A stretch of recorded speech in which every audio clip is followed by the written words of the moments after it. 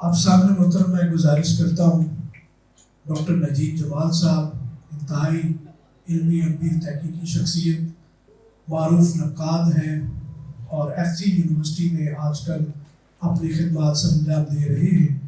ان کا موضوع ہے بانگ درا، جو آپ کو پتہ ہے کہ بانگ درا کو اس دفعہ 100 سال مکمل ہوئے ہیں، تو اس حوالے سے اپنا مقالہ پیش فرمائیں۔ حاضرین گرامی، جیسے ابھی زید صاحب کہہ رہے تھے کہ بانگ درا 1924 میں لکھی گئی اور اب 2024 میں بانگ درا کی اشاعت کو 100 سال مکمل ہوئے، اور اس میں بانگ درا میں 1901 میں اپریل کا مہینہ تھا، مخزن لاہور میں اقبال کی پہلی نظم شائع ہوئی تھی، جو بانگ درا کی بھی پہلی نظم ہے،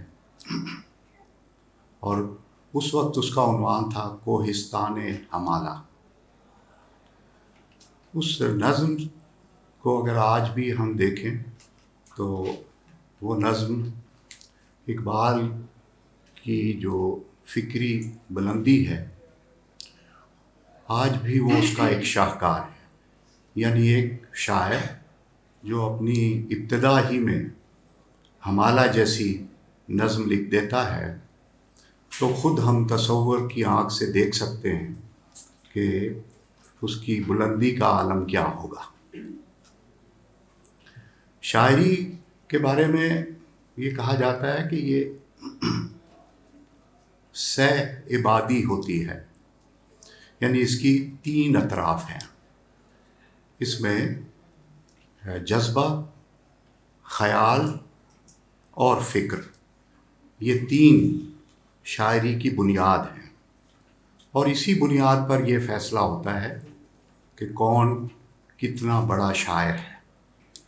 لہٰذا اگر ہم اقبال کو اس نقطہ نظر سے دیکھیں تو ان کے یہاں جو فکر ہے، اس فکر میں جذبہ اور تخیل اس طور شامل ہو چکا ہے کہ یہ تینوں اجزاء ایک ہو گئے ہیں، اور اگر کسی نے شاعری کی معیار بندی کرنی ہو تو پھر اسے یہ دیکھنا چاہیے کہ اقبال کے یہاں یہ تینوں اجزاء کس طرح ہم آہنگ ہوئے اور ان کا الگ الگ کیا اس کا مرتبہ اور کیا اس کی پہچان ہے۔ چونکہ جس چیز کو ہم آمیزہ کہتے ہیں، اس میں جو چیزیں بھی شامل ہوتی ہیں وہ اپنی الگ الگ شناخت بھی رکھتی ہیں۔ 18ویں صدی میں میر تقی میر نے ایک بات کہی تھی، شعر کے ہی سانچے میں یہ بات کی گئی تھی کہ کیا جانوں دل کو کھینچے ہیں کیوں شعر میر کے، کچھ طرز بھی ایسی نہیں ایہام بھی نہیں۔ تو جو طرز ہے اور ایہام ہے، یہ شاعری کی بنیادی ایک خصوصیت ہے، اور جو میں نے عرض کیا کہ پیمانہ جو ہے وہ فکر ہے، جذبہ ہے اور خیال ہے۔ اسی پیمانے پر 18ویں صدی جو ہے وہ میر تقی میر کے نام ہوئی، 19ویں صدی مرزا غالب کے نام ہوئی، اور 20ویں صدی اقبال کے نام ہوئی، اور اب یہ سلسلہ جو ہے 21ویں صدی میں بھی جاری ہے۔ حامد حسن قادری ایک ہمارے مورخ ہیں، ادبی مورخ، داستان تاریخ اردو ان کی بڑی مشہور کتاب ہے۔ انہوں نے ایک قطعہ لکھا تھا ان تینوں شاعروں کے حوالے سے کہ 3 شاعر مختلف اوقات میں پیدا ہوئے، جن کے فیض طبع نے اردو کو گنج زر دیا، ایک اثر میں بڑھ گیا، ایک رفت تخیل میں۔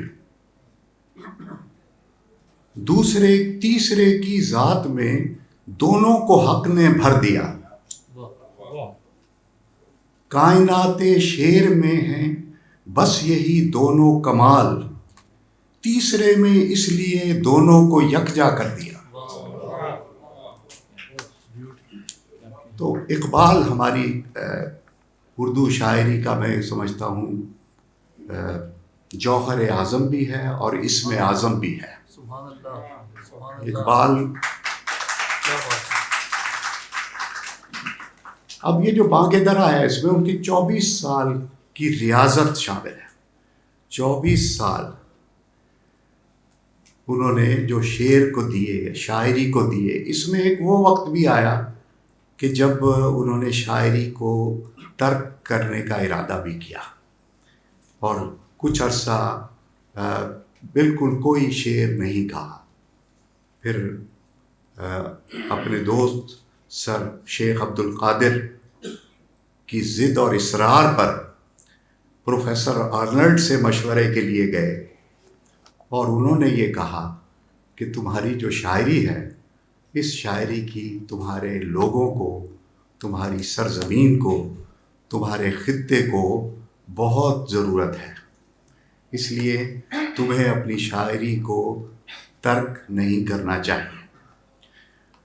لیکن یہ جو مشورہ تھا، اس مشورے کے بعد ایک بہت بڑی تبدیلی اقبال کی فکر میں، اقبال کے تخیل میں اور اقبال کی سوچ میں پیدا ہوئی. اسی تبدیلی کا مظہر بانگ درا ہے. بانگ درا کی جو شاعری ہے، ہم یہ جانتے ہیں اس میں بچوں کے لیے نظمیں بھی ہیں، بڑوں کے لیے نظمیں بھی ہیں، طالب علموں کے لیے نظمیں بھی ہیں، اور اس میں جو ایک پیغام ہے وہ پیغام ہرگز مقامی نہیں ہے. ساری دنیا اس سے استفادہ کر سکتی ہے. اس کی مثال یہ ہے کہ 1915 میں جب اقبال نے اسرار خودی لکھی تو پروفیسر نکلسن کا، جو کہ کیمبرج یونیورسٹی کے پروفیسر تھے، انہیں خط آیا اور اس خط میں انہوں نے اجازت طلب کی کہ وہ انگریزی میں اسرار خودی کا ترجمہ کریں. اقبال کو بہت زیادہ خوشی نہیں ہوئی تھی اس بات کی. روزگار فقیر میں وحید الدین فقیر جو ان کے دوست تھے، انہوں نے یہ بات لکھی ہے کہ اقبال کو جب وہ خط ملا تو ان کی آنکھوں سے آنسوؤں کی جھڑی جاری ہو گئی. وحید الدین فقیر نے اس سے پوچھا کہ یہ تو بہت خوشی کی بات ہے کہ آپ کا پیغام جو ہے وہ ساری دنیا تک پہنچ رہا ہے، اور کیمبرج یونیورسٹی اگر اس کو ترجمہ کرنا چاہتی ہے تو اس سے اور زیادہ خوشی کی بات کیا ہو سکتی ہے. تو اقبال نے ایک بڑا تاریخی جملہ کہا کہ میں نے جس قوم کے لیے، جن لوگوں کے لیے یہ نظم لکھی تھی وہ اس سے بے خبر ہے. تو یہ صورت جو ہے یہ آج بھی موجود ہے. بدقسمتی سے آج بھی ہم اپنے بچوں کو اقبال نہیں پڑھاتے. آج بھی ہم اپنے بچوں کو اقبال کی فکر سے آشنا نہیں کرتے. آج بھی ہم چاہتے ہیں کہ ہمارے بچے انگریزی پڑھیں، او لیول، اے لیول میں کہیں اقبال کا نام نہیں ہے. ہماری اپنی درسگاہوں میں کہیں اقبال کا نام لینے والا اب موجود نہیں ہے، سوائے چند ایک ایسی درسگاہیں ہیں. ایک درسگاہ سے میرا بھی تعلق ہے جس کا نام ہی ہم نے ابتدا ہی سے اردو اور اقبالیات کا شعبہ رکھا تھا. میری مراد اسلامیہ یونیورسٹی بہاولپور سے ہے، جہاں سے میں ریٹائر ہوا اور بہت عرصہ میں نے وہاں پر کام کیا. لیکن مجموعی طور پہ اقبال کے ساتھ ہمارا جو رویہ ہے وہ غفلت کا رویہ ہے. مجھے وہ ہمارے جو کمپیئر ہیں وہ کہہ رہے ہیں کہ آپ اپنا مضمون کب شروع کریں گے. تو میں معافی چاہتا ہوں آپ کی سما خراشی میں نے کی. صرف چند لائنیں، چند جملے جو ہیں وہ اپنے مضمون سے میں آپ کی خدمت میں پیش کر دیتا ہوں. اقبال کی ابتدائی اردو شاعری بانگے درا کے دیباچے کی روشنی میں، اور بانگے درا کا جو یہ دیباچہ سر شیخ عبدالقادر نے لکھا ہے، یہ میں سمجھتا ہوں دنیا میں ان نثری تحریروں میں سے ایک تحریر ہے جو الہامی ہے. شاعری کے بارے میں تو ہم بڑے آرام اور اطمینان سے یہ بات کہہ دیتے ہیں کہ شاعری جو ہے وہ الہامی ہوتی ہے، لیکن نثر میں الہام کے درجے تک پہنچنا بہت کم تحریروں کو نصیب ہوا ہے. ان میں سے ایک تحریر بانگے درا کا دیباچہ ہے جو سر شیخ عبدالقادر نے لکھا ہے، اور میرا یہ یقین ہے بلکہ دعویٰ ہے کہ اگر کوئی شخص اقبال کو پڑھنا چاہتا ہے اور اس نے بانگے درا کا دیباچہ نہیں پڑھا تو وہ اقبال کو سمجھ نہیں سکتا.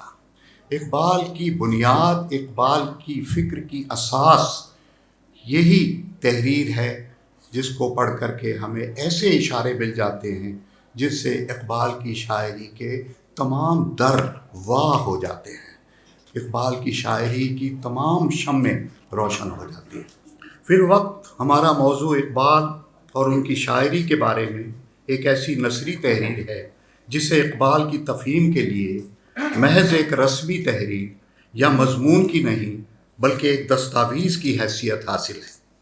شاعری کو عطیہ خداوندی قرار دینے والوں یا الہام کا درجہ دینے والوں کی کمی نہیں، مگر نثر کے بارے میں ایسا کوئی دعویٰ کبھی پڑھنے یا سننے میں نہیں آیا. تاہم آج ہم جس نثری دستاویز کا ذکر کرنے والے ہیں اسے بلا شبہ ایک الہامی اثر کی حامل تحریر کہا جا سکتا ہے. یہ وہ تحریر ہے جو اقبال کے اردو کے اولین مجموعہ منظومات بانگے درا میں دیباچے کی صورت میں شامل ہے اور کلام اقبال کا لازمہ سمجھی جاتی ہے، جسے پڑھے بغیر نہ تو ہم اقبال کو صحیح طور پر سمجھ سکتے ہیں اور نہ ان کی شاعری کو. بانگے درا کا یہ دیباچہ سر شیخ عبدالقادر مدیر مخزن نے لکھا، جنہیں یہ تخصیص بھی حاصل ہے کہ انہوں نے اقبال کی پہلی نظم ہمالہ کو مخزن کے پہلے شمارے میں شائع کر کے پہلی مرتبہ انہیں اردو خواں طبقے سے متعارف کرایا تھا. دیباچے کا آغاز غالب اور اقبال کی شاعری کے ربط باہم کے تذکرے سے کچھ یوں ہوتا ہے. کسے خبر تھی کہ غالب مرحوم کے بعد ہندوستان میں پھر کوئی ایسا شخص پیدا ہوگا جو اردو شاعری کے جسم میں ایک نئی روح پھونک دے گا اور جس کی بدولت غالب کا بے نظیر تخیل اور نرالا انداز بیاں پھر وجود میں آئیں گے. غالب اور اقبال 19ویں اور 20ویں صدی میں بالترتیب اردو کے دو بڑے شاعر ہیں. اس کا یہ مطلب ہرگز نہیں کہ 19ویں صدی میں غالب کے بغیر کاروبار شاعری بند رہا یا 20ویں صدی میں اقبال کی موجودگی میں کسی اور کا چراغ نہ جل سکا. مقصد یہ ہے کہ غالب اور اقبال کی شاعری نے روش عام سے ہٹ کر اپنے تخیلات و تصورات کی بدولت بلکہ اپنے منفرد انداز بیان کے ذریعے انفرادی اور اجتماعی زندگی پر بعض ہماگیر اثرات مرتب کیے. غالب و اقبال کا نام اردو شاعری کی تاریخ میں اس لیے بھی اہم ہے کہ ان کا کلام فکر، جذبے اور تخیل کو یکساں طور پر متاثر کرتا ہے. اگر شاعری کو تہذیبوں کے باطن کی رونمائی اور اجتماعی لاشعور کی کار فرمائی تسلیم کر لیا جائے اور تخلیق کائنات سے کشف حیات تک کے مراحل اور موضوعات کا حامل قرار دے دیا جائے تو یہ بات قطعیت کے ساتھ کہی جا سکتی ہے کہ غالب و اقبال نے شاعری کے فن کو بھی متاثر کیا اور فکر کو بھی. ان کی شاعری بعض ایسے مؤثرات کی حامل ہے جو ہماگیر اور آفاقی ہیں. اسی لیے غالب و اقبال اب فن کے معیار کی علامت بن گئے ہیں. اس بات کو سب سے پہلے شیخ عبدالقادر نے محسوس کیا اور ان کے قلم نے بے اختیار ہو کر بانگے درا کے دیباچے کی ابتدائی سطور رقم کی. ان ابتدائی کلمات کے ایک ایک لفظ کی ماہیت پر غور کرتے چلے جائیے. یوں محسوس ہوتا ہے جیسے غالب و اقبال کے ربط دروم کو دیباچہ نگار نے سوز دروں کی طرح محسوس کیا ہے اور اسے الہامی زبان میں اس طرح بیان کیا ہے۔ غالب اور اقبال میں بہت سی باتیں مشترک ہیں۔ اگر میں تناسخ کا قائل ہوتا تو ضرور کہتا کہ مرزا اسد اللہ خان غالب کو اردو اور فارسی شاعری سے جو عشق تھا اس نے ان کی روح کو عدم میں جا کر بھی چین نہ لینے دیا اور مجبور کیا کہ وہ پھر کسی جسد خاکی میں جلوہ افروز ہوں۔ چنانچہ اس نے پنجاب کے ایک گوشے میں جسے سیالکوٹ کہتے ہیں دوبارہ جنم لیا اور اقبال نام پایا۔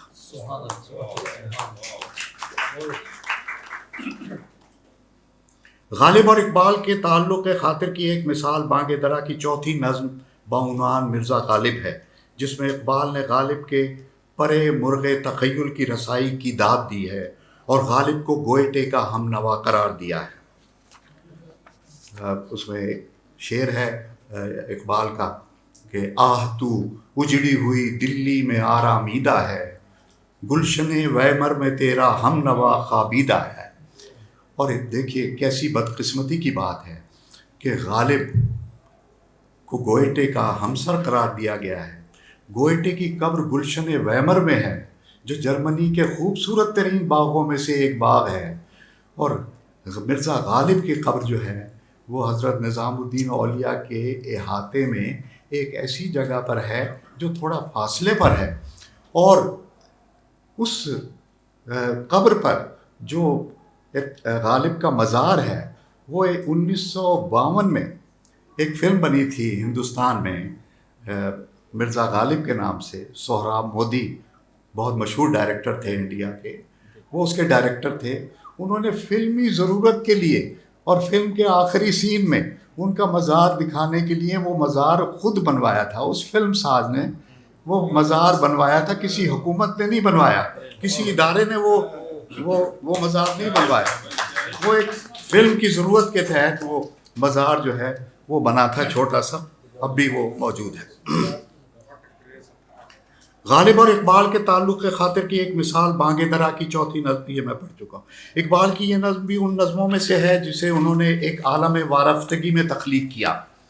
نظم میں لفظوں کا انتخاب، تراکیب کا استعمال، تشبیہات کی فراوانی اور طرز بیان سب مل کر غالب کے فردوس تخیل، کشف فکر، لب اعجاز اور رفعت پرواز کی تصویر بناتے ہیں۔ میں شعر چھوڑ دیتا ہوں، ایک شعر میں اس میں سے سنا چکا ہوں آپ کو، البتہ ایک شعر اور سن لیجیے کہ غالب میں اقبال کی یہ دلچسپی اس لیے بھی تھی کہ بقول اقبال گیسوئے اردو ابھی منت پذیر شانہ ہے، شمع یہ سودائیے دل سوزیے پروانہ ہے، کہ وہ سمجھتے تھے کہ اردو کی جو شمع ہے یا اردو کی جو زلفیں ہیں ابھی تک ان کو سنوارنے کی ضرورت موجود ہے۔ اس میں شبہ نہیں کہ اقبال کو اقبال بنانے اور انہیں صحیح معنوں میں مشرق و مغرب سے آشنا کرانے میں جہاں مولوی سید میر حسن، مولانا شبلی، مولانا حاجی، ڈاکٹر میک ٹیگرڈ، براؤن، نکلسن اور اقبال کے فلسفے کے استاد پروفیسر آرنلڈ قابل ذکر ہیں، وہاں اردو شاعری کے حوالے سے غالب کو ان کے پیش رو کی حیثیت حاصل ہے۔ اگرچہ طب حسرت کی طرح اقبال نے بھی دوسرے اساتذہ شاعری خصوصاً میر سے فیض اٹھایا۔ خود ان کی نو عمری اور نو آموزی کے زمانے میں داغ کی زبان دانی اور شاعری کا بہت شہرا تھا، اور اقبال نے طرز داغ میں چند غزلیں اصلاح کے لیے داغ کو بھیج کر ان سے ایک نسبت بھی پیدا کر لی تھی۔ مگر واقعہ یہ ہے کہ اقبال کی شاعری میں میر کی تاثیر اور غالب کے تخیل کا حسین امتزاج موجود ہے۔ وہ میں قطع آپ کو سنا چکا ہوں۔ غالب ہی کو اقبال کے مانوی پیش رو ہونے کا اعزاز حاصل ہے، جس پر ڈاکٹر سید عبداللہ نے اپنے مضمون غالب پیش رو اقبال میں سیر حاصل بحث کی ہے۔ اپریل 1909 سے ہم اقبال کو ان جواں سال اور جواں فکر ادیبوں اور شاعروں کی صف میں پاتے ہیں جن کے تعاون سے رسالہ مخزن نے بہت جلد ایک مستقل ادبی تحریک کی حیثیت اختیار کر لی تھی۔ رسالہ مخزن نے اردو نظم میں رومانیت کو تحریک بنانے کا کردار تھا۔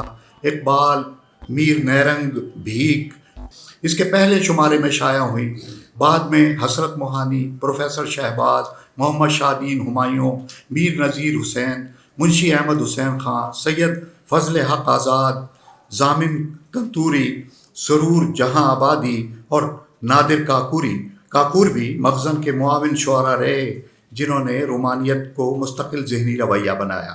شیخ عبد القادر نے نظم کوہستان حمالہ کو، جسے وہ ایک ادبی مجلس میں اقبال سے سن چکے تھے، ان سے بالاسرار حاصل کر کے مخزن کی پہلی جلد کے پہلے نمبر میں شائع کیا۔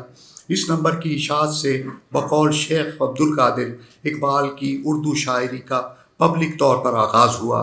اس نظم میں اقبال کی رومانیت، وطن پرستی، فطرت پسندی اور انسان دوستی کے جذبات سے معمور، اس اعتبار سے یہ نظم آئندہ ہونے والی شاعری کا منظرنامہ دکھاتی ہے۔ شیخ عبد القادر نے بانگ درا کے دیباچے میں اس کا تعارف ان الفاظ میں کرایا ہے: اتنے میں ایک ادبی مجلس قائم ہوئی، اتنے میں ایک ادبی مجلس قائم ہوئی جس میں مشاہیر شریک ہونے لگے اور نظم و نثر کے مضامین کی اس میں مانگ ہوئی۔ شیخ محمد عبد القادر نے اس کے لیے ایک جلسے میں اپنی وہ نظم جس میں کوہ حمالہ سے خطاب ہے پڑھ کر سنائی۔ اس میں انگریزی خیالات تھے اور فارسی بندشیں۔ اس پر خوبی یہ کہ وطن پرستی کی چاشنی اس میں موجود تھی۔ مذاق زمانہ اور ضرورت زمانہ کے موافق ہونے کے سبب یہ نظم بہت مقبول ہوئی۔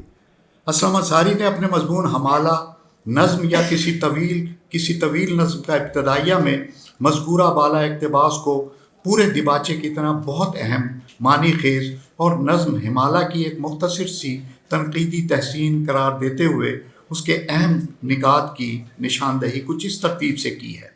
نظم حمالہ میں انگریزی خیالات تھے۔ نمبر 2، فارسی بندشیں قابل توجہ تھیں۔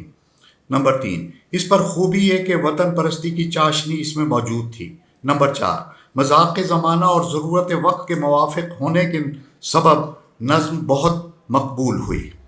اگرچہ اسلم انصاری نے اپنے مضمون میں جو نتائج اخذ کیے اس کا لب لباب یہ ہے کہ نظم حمالہ کا سارا معنوی تار و پود اس امکان کی طرف اشارہ کرتا ہے کہ یہ صرف ایک نظم کے طور پر نہیں بلکہ کسی طویل نظم کے ابتدائیے کے طور پر لکھی گئی۔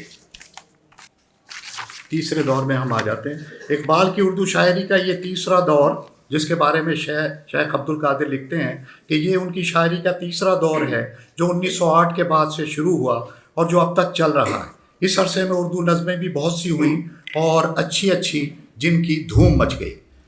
اقبال کی اردو شاعری کا یہ تیسرا دور در حقیقت طویل نظموں کا دور ہے جن میں اقبال نے اپنے افکار و تصورات کو تسلسل کے ساتھ مربوط انداز میں پیش کیا۔ اس عرصے میں اقبال اردو کے ساتھ ساتھ فارسی گوئی کی طرف بھی متوجہ ہوئے۔ سر عبد القادر نے بانگ درا کے دیباچے میں اس کی تفصیل رقم کی ہے۔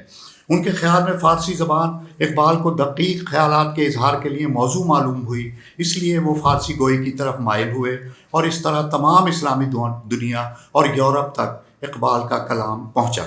تاہم سر شیخ عبد القادر اقبال کی فارسی گوئی کے ایک دوسرے رخ کی طرف توجہ دلاتے ہوئے لکھتے ہیں کہ فارسی گوئی کا ایک اثر اقبال کے اردو کلام پر یہ ہوا کہ جو نظمیں اردو میں دور سوم میں لکھی گئیں ان میں سے اکثر میں فارسی ترکیبیں اور فارسی بندشیں پہلے سے بھی زیادہ موجود ہیں اور بعض جگہ فارسی اشعار پر تضمینیں کی گئی ہیں۔ گویا یہ معلوم ہوتا ہے کہ اشہب قلم جو فارسی کے میدان میں گامزن ہے اس کی بات کسی قدر تکلف کے ساتھ اردو کی طرف موڑی جا رہی ہے۔ سر عبد القادر کی یہ تشویش بجا تھی، اس لیے وہ دیباچے کے آخر میں غالب کے بارے میں ان کی نظم کے ایک شعر گیسوئے اردو ابھی منت پذیر شانہ ہے، شمع یہ سودائی یہ دل سوزی یہ پروانہ ہے کی مثال دیتے ہوئے کہتے ہیں کہ ہم ان کا یہ شعر پڑھ کر ان سے یہ کہتے ہیں کہ جس احساس میں یہ شعر ان سے نکلوایا تھا اس سے کام لے کر اب وہ پھر کچھ عرصہ گیسوئے اردو کے سنوارنے کی طرف متوجہ ہوں اور ہمیں موقع دیں کہ ہم اسی مجموعہ اردو کو جو اس قدر دیر کے ساتھ چھپا ہے ایک دوسرے کلیات اردو کا پیش خیمہ سمجھیں۔